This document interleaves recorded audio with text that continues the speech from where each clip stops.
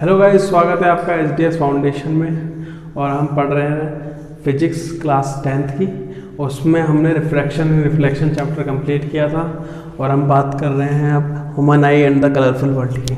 तो हमारी आँख है जो वो हमारा बॉडी का बहुत इम्पॉर्टेंट पार्ट है, उससे हम पूरे वर्ल्ड को देख पाते हैं। ठीक है, पिछले चैप्टर में हमने डिस्कस की थी चीज़ें कि हमने लेंसेज के बारे में रिफ्रैक्शन और जैसे मिरर से रिफ्लेक्शन के बारे में डिस्कस किया था, और हमने नेचर, पोजीशन और रिलेटिव साइज ऑफ इमेजेस के बारे में भी डिस्कस किया था जो लेंसेज से बनती हैं। तो ये आइडिया हमें कैसे हेल्प करते हैं स्टडी ऑफ ह्यूमन आई में।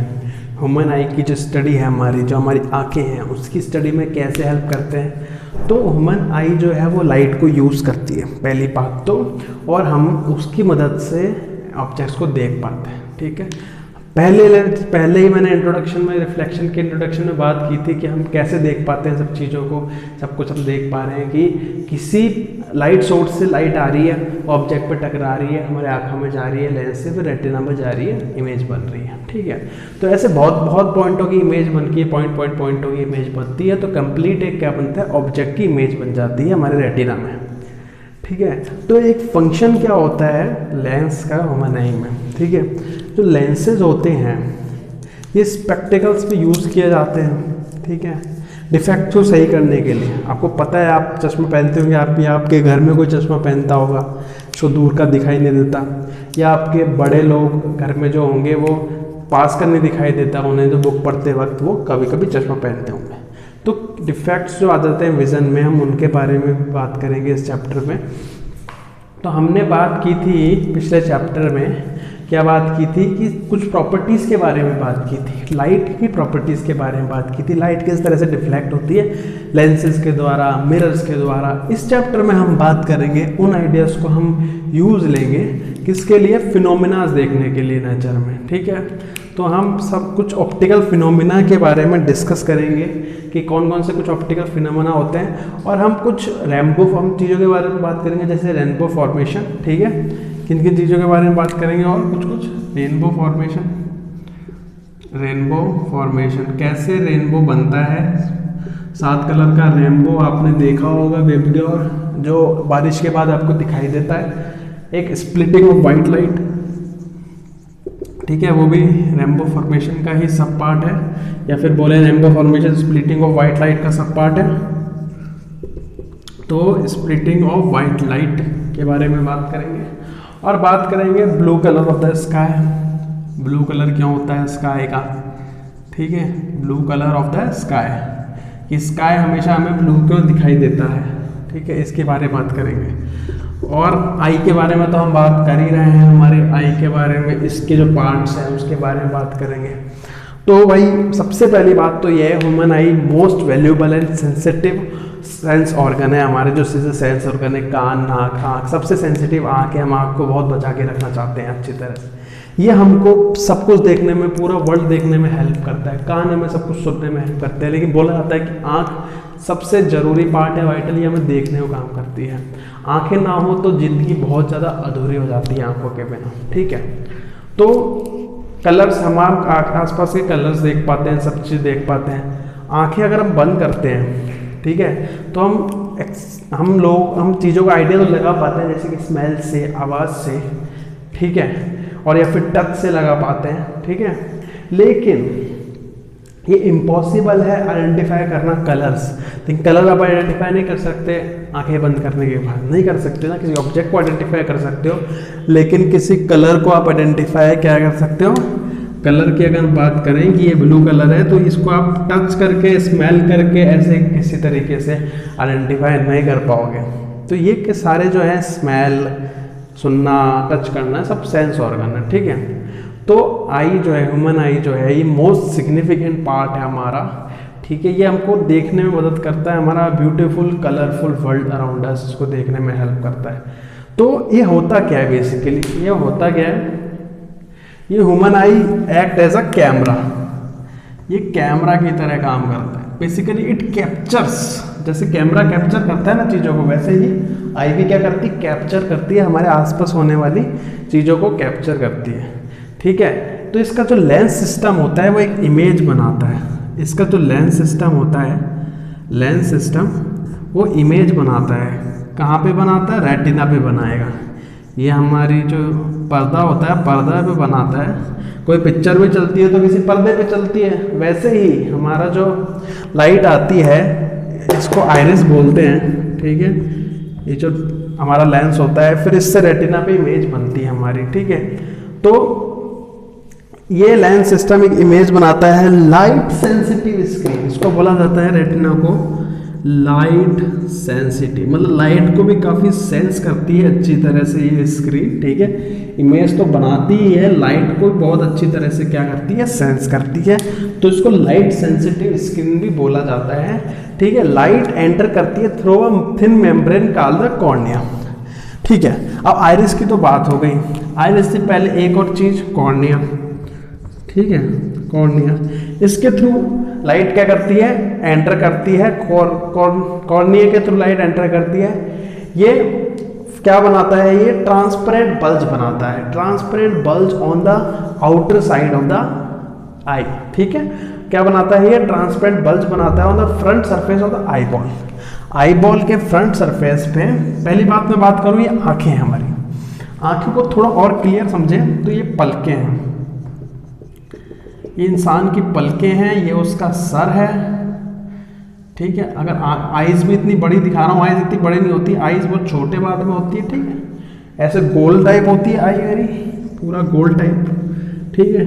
और ये हमारा लेंस हो गया, यहाँ आगे कॉर्निया हो गया, और इधर इसकी रेटिना पे क्या बन गई? इमेज बन गई। तो बॉल टाइप होती है, ठीक है। मैं इसके लड़के के बाल दिखा दूँ या फिर पलके दिखा दूँ जिससे आइडिया हो जाए कि ये आई है, ठीक है, ये आई है। तो ये जो हमारा ये कॉर्निया होता है ये ट्रांसपेरेंट बल्ज होता है। क्या होता है? Transparent bulge on the front side of the eye ball, eye ball के फ्रंट साइड पे। आई बॉल अप्रोक्सीमेटली क्या होती है? स्फेरिकल इन शेप होती है। ये पूरी बॉल को क्या बोलते हैं? Eye ball. पूरी बॉल जो मेरी बनेगी है इसको क्या बोलेंगे? Eye ball, eye ball.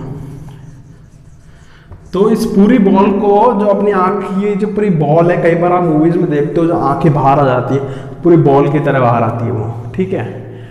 आई पूरी बॉल की तरह आती है तो उस बॉल को हम आई बॉल बोलते हैं, उस बॉल को क्या बोलते हैं? आई बॉल बोलते हैं। तो जो सबसे ज़्यादा रिफ्रैक्शन होता है ना, रिफ्रैक्शन जो लाइट एंटर करती है हमारी आइज में एंटर करती है, उसके बाद जो सबसे ज़्यादा रिफ्रैक्शन होता है, ठीक है, वो outer surface of the cornea से होता है, ठीक। क्या होता है?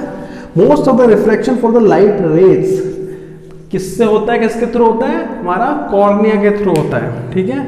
अगर से the outer surface of cornea, outer surface की बात करें, ये कॉर्निया था हमारा, उसकी आउटर सरफेस की बात करें तो उस पर रिफ्रैक्शन होता है और बोला जाता है कि most of the refraction for the light, most of the refraction of the light rays entering the eye occur से the outer surface of the cornea. क्या कहाँ पे होता है? आउटर सरफेस ऑफ कॉर्निया पे होता है। तो क्रिस्टलाइन जो, तो फिर ये क्या करता है? ये लेंस क्या करता है मेरा? मेरे को तो लगता था कि भाई लेंस करता है सब कुछ काम लेंस करता है। सब कुछ सही नहीं होता, जो हम सोचते हैं वो सब सही नहीं होता। बात की जाए कॉर्निया की, एक thin layer, transparent thin layer, refraction ये करती है, रिफ्रैक्शन कॉर्निया करता है, ना कि आइरिस। बड़ी रोचक बात है, बड़ी रोचक बात है। हम उससे समझ में आया कि आई का एक लेंस है तो आइरिस करनी चाहिए, लेकिन आइरिस नहीं करती। कौन सी करती है? कॉर्निया करती है रिफ्रैक्शन। रिफ्रैक्शन फिनोमेना होता है उसमें कॉर्निया करती है। ये तो बस लेंस होता है, क्या करता है? Focal adjustment. आइरिस जो करता है, आइरिस जो हमारा है ये फोकल एडजस्टमेंट करता है बस। ये मतलब उसको स्क्रीन पे ट्रांसफर करता है एक तरह से फोकल एडजस्टमेंट करके। बड़ी रोचक बात है, बड़ी रोचक बात है ये, ठीक है। बड़ी रोचक बात है कि जो हमारा जो क्रिस्टलाइन लेंस होता है ये मेरे लिए क्या करता है? मेरे लिए मतलब केवल क्या करता है? ये फोकस करता है डिफरेंट डिस्टेंसेस जो होते हैं उनको रेटिना पे, ठीक है। अगर हमारा एक ही लेंस होता, ठीक है, तो मैं यहाँ पे ऑब्जेक्ट रखता, अगर यहाँ रखता, यहाँ रखता, यहाँ रखता, ठीक है, ऑब्जेक्ट ऑब्जेक्ट ऑब्जेक्ट, तो यहाँ पर वाला भी इसको यही दिखानी है, अब दूर गया तो दूर भी यही, फिर और दूर गया तो दूर को भी यही। अगर हमारा कोई नॉर्मल लेंस होता क्या वो कर पाता 3 अलग अलग ऑब्जेक्ट्स के लिए एक ही इमेज की पोजीशन? नहीं कर पाता। लेकिन ये नॉर्मल ऐसा वैसा लेंस नहीं है, ये आइरिस है, ये हमारे नेचर का बनाया हुआ है, ये नेचर का बनाया हुआ है और ये बहुत फ्लेक्सिबल है। ये फ्लेक्सिबल के लिए इसके ऊपर कुछ फ्लेक्सिबल के लिए पार्ट होता है जो इसको ऊपर नीचे करके इसकी फोकल लेंथ चेंज करता रहता है। ठीक है, ठीक है। तो आइरिस की हम बात कर रहे थे कि हम एक स्ट्रक्चर फाइंड करेंगे जिसका नाम होगा आइरिस। उसको कॉर्निया के पीछे होगा, पीछे मतलब अंदर की तरफ। ठीक है, तो आइरिस क्या होता है? एक डार्क मस्कुलर डायफ्राम होता है जो कंट्रोल करता है साइज ऑफ प्यूपिल। अब बात करना साइज ऑफ प्यूपिल। अब ये प्यूपिल क्या होता है? बड़ी गजब की चीज आ रही है, बड़ी गजब की चीज आ रही है इस चीज में। प्यूपिल क्या होता है? प्यूपिल क्या होता है? एक एंट्रिंग, ठीक है, एक एंट्रिंग। तो मैं इसको और बात करूं, अगर मैं इसको और अच्छी तरह बनाना चाहूँ, ठीक है, तो मैं और अच्छा बनाता हूँ इसको पहले थोड़ा सा, जिससे आपको और क्लियर होगा। इसको मैं और बड़ा बनाऊंगा, ठीक है, पूरा बड़ा बनाऊंगा जिससे आपको और अच्छी तरह से क्लियर होगा ये चीज़ें। तो अब मैं बात करूं ये आइरिस की बात करूं तो कुछ चीज़ें मैंने जो बताई हैं कि आई बॉल, पहले मैं आई बॉल ड्रॉ कर लेता हूं अपना, मछली की तरह आई बॉल ड्रॉ कर लेते हैं। ठीक है, हम यही करते हैं मछली की तरह। और इसमें मछली के अंदर जल जो होता है वो क्रिस्टलाइन सरफेस, जल की रानी है यहाँ कॉर्निया, या आइरिस। आइरिस मस्कुलर डायफ्राम हो गया, ठीक है, आइरिस क्या हो गया? मस्कुलर डायफ्राम हो गया, आइरिस मस्कुलर डायफ्राम। ठीक है, मतलब बेसिकली लेंस नहीं होता, लेंस नहीं होता, ठीक है, ये लेंस को आइरिस नहीं बोलते। ठीक है, ये तो क्रिस्टलाइन लेंस हो गया हमारा। ठीक है, इसको मैं खाली ही दिखा देता हूँ अंदर से, ठीक है, एक बार के लिए। और प्यूपिल क्या होता है? जैसे कि हमने यहाँ से रोका हुआ है किसी चीज़ को कि यहाँ से कोई लाइट नहीं जाएगी, और यहाँ से भी रोका हुआ है नीचे से भी, यहाँ से कोई लाइट नहीं जाएगी, तो बीच में जो स्ट्रक्चर बनता है ये गोल टाइप का, बस मतलब अगर सामने से देखोगे इधर से तो ये ऐसे दिखेगी ना लाइट, ऐसे पहले अंदर बड़ा लेंस टाइप, फिर ये टाइप। ठीक है, ये ऐसे आँख दिखती है हमारी, पलके बना देता हूँ मैं यहाँ पर। तो ये वाला जो पार्ट होता है अंदर वाला, ये प्यूपिल होता है जिसकी साइज चेंज होती है according to the brightness of the room. जिस रूम में हम जाते हैं उस रूम की ब्राइटनेस पे डिपेंड करता है। ठीक है, ये सब उस रूम की ब्राइटनेस पे डिपेंड करता है। जिस रूम में हम जाते हैं, एंटर करते हैं, उस रूम की ब्राइटनेस पे ये डिपेंड कर जाता है। ठीक है, तो ये हमारी आई का स्ट्रक्चर है, ये हमारी आई का यह है स्ट्रक्चर है। ठीक है, तो प्यूपिल ये हो गई, आइरिस ये हो गई, जो हमारे लेंस को कंट्रोल करती हैं वो आइरिस हो गई। ठीक है, तो प्यूपिल क्या रेगुलेट करता है? प्यूपिल पहले बात करेंगे आइरिस की बात हो गई फोकल एडजस्टमेंट में। फोकल एडजस्टमेंट करता है ऊपर नीचे करके क्रिस्टलाइन लेंस को। यहाँ पे ये हुए क्रिस्टलाइन लेंस, ठीक है, क्रिस्टलाइन लेंस हो गया। ठीक है, ये हो गया प्यूपिल। ठीक है, ये आगे वाला सरफेस सबसे पहले जिससे आ रही है, सबसे बाहर वाला पार्ट कॉर्निया, जिसके थ्रू सारा रिफ्रैक्शन हो रहा है।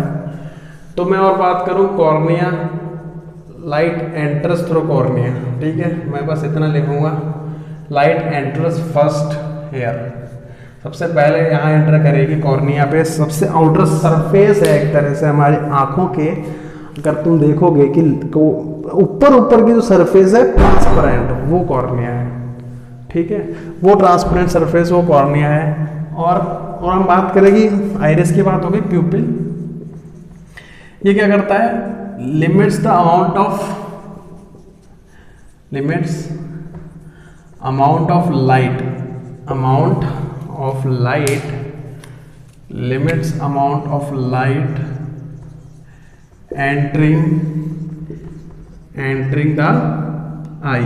एंटरिंग माई आई, जो मेरे आंखों में एंटर कर रही है उसको कंट्रोल करूंगा। जब अपन को बहुत ब्राइट वाली चीज़ें में हो जाता है, जैसे कि कोई टॉर्च हमारे आंखों पे मार दे तो हमारा सब प्यूपिल चौड़ा हो जाता है, ठीक है, उसको टाइम लगता है अपनी नॉर्मल पोजीशन में आने में, थोड़ा सा आपको पता है, क्योंकि जब हम रोशनी से हम अंधेरे में जाते हैं तो हमको पता है हम कितना अच्छा देख पाते हैं या बेकार देख पाते हैं, हम कुछ देख ही नहीं पाते हैं। क्यों?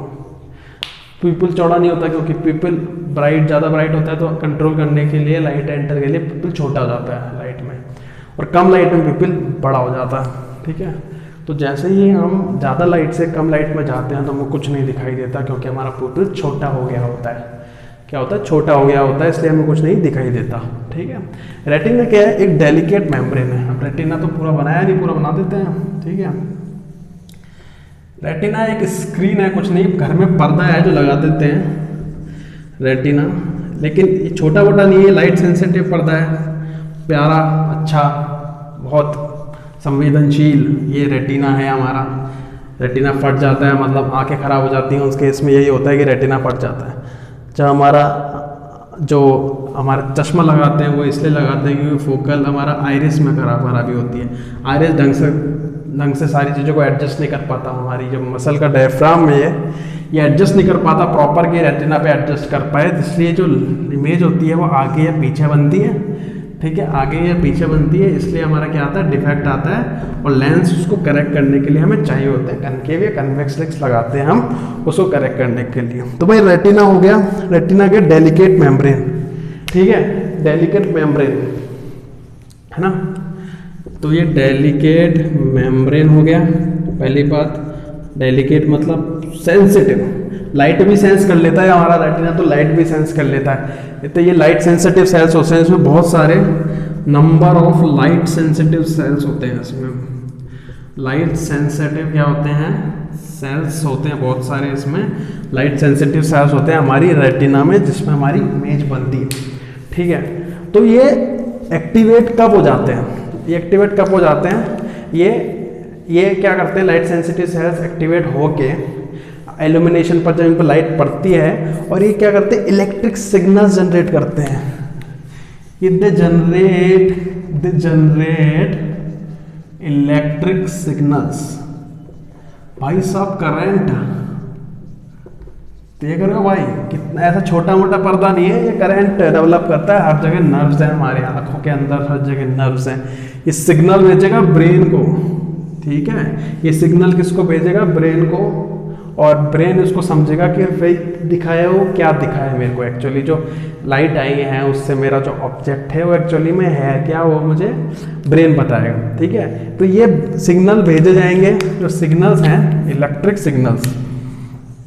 अब हम सारी बातें यहाँ पे इलेक्ट्रिक सिग्नल्स पे आ गए हैं। ठीक है, इलेक्ट्रिक सिग्नल्स ये भेजे जाएंगे कहाँ पर? टू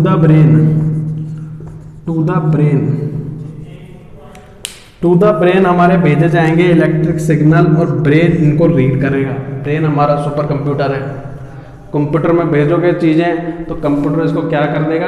रीड कर देगा कंप्यूटर इसको। ठीक है, तो हमारा ब्रेन कंप्यूटर है हमारा। ठीक है, तो ऑप्टिक नर्व्स के द्वारा हम भेज देंगे इनको, और ब्रेन इंटरप्रेट करेगा सिग्नल को, और फाइनली प्रोसेस द इंफॉर्मेशन। तो ब्रेन हमको बताएगा कि हम क्या देख रहे हैं, जो इमेज हमारी बनेगी, ठीक है, जो भी इमेज होगी वो हमारी ब्रेन बताएगा हमको कि ये इमेज बन रही है, और ये इमेज फाइल को हमको भेज देगा, हम इसको डाउनलोड कर लेंगे। डाउनलोड कर लेंगे मतलब हम इसको देख लेंगे, डाउनलोड नहीं करना, सीधा व्यू कर लेंगे इसको हम। ठीक है, तो जो हम डिफेक्ट की बात कर रहे थे, हमारे जो यहाँ पे डिफेक्ट होता है, ठीक है, माल फंक्शनिंग होती है जिससे कि हम देख नहीं पाते, जो भी विजुअल इम्पेयरमेंट जिसको बोलते हैं। ठीक है, लेकिन तो उसमें क्या होता है? उसमें मान लो कोई भी स्ट्रक्चर है हमारा, कोई भी स्ट्रक्चर है जो कि लाइट की ट्रांसमिशन में हमारी हेल्प कर रहा है, जैसे कि कॉर्निया, प्यूपिल, ठीक है, eye lens, aqueous humour and vitreous humour, और those responsible for the conversion of light, और जो कि कोई रेस्पॉन्सिबल होते हैं लाइट को कन्वर्जन में to the electric impulse, like the retina और इवन द ऑप्टिकल नर्व, जो ट्रांसमिट करती है ब्रेन की तरफ। ठीक है, तो वो डैमेज हो जाती है तो विजुअल इम्पेयरमेंट होता है। समझिए क्या बोला मैंने बोला कि कॉर्निया खराब हो जाए, मेरा लेंस में उसमें रेटिना में कोई दिक्कत आ जाए, या फिर जो भेजने वाली जो मेरी ऑप्टिकल नर्व्स है जो ब्रेन में भेजती है उसमें कोई दिक्कत आ जाए, कहीं ना कहीं कोई प्रोसेसर खराब हो। अगर आपका कोई कंप्यूटर खराब होता है उसमें आप देखते हैं दिक्कत हार्डवेयर में है, सॉफ्टवेयर में है, हमारे CPU खराब है, क्या हमारी बैटरी खराब है, क्या खराब है?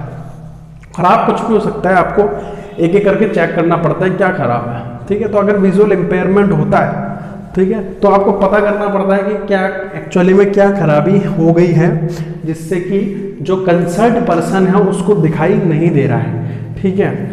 तो आपने एक्सपीरियंस किया होगा, कुछ चीज़ की बात है ये कि आप देख नहीं पाते जब आप ब्राइट रूम से आते हैं, डार्क रूम की तरफ आते हैं, तो वो किस लिए होता है? वो किस लिए होता है? प्यूपिल की वजह से होता है। प्यूपिल की साइज चेंज होती रहती है। हमारी ये प्यूपिल है, ठीक है, प्यूपिल है। प्यूपिल हमको लाइट एंटर अलाउ करता है। हमने बात की थी pupil limits amount of light entering eye. तो जो लाइट एंटर करती है हमारी प्यूपिल से एंटर करती है, ठीक है, प्यूपिल से एंटर, अगर मैं लाइट दिखाऊंगा तो यहाँ पे थोड़ा सा वैसा हो जाएगा, ठीक है, लेकिन यहाँ पे लाइट एंटर करती है और वो मीट करती है, हमारी रेटिना पे मीट करती है।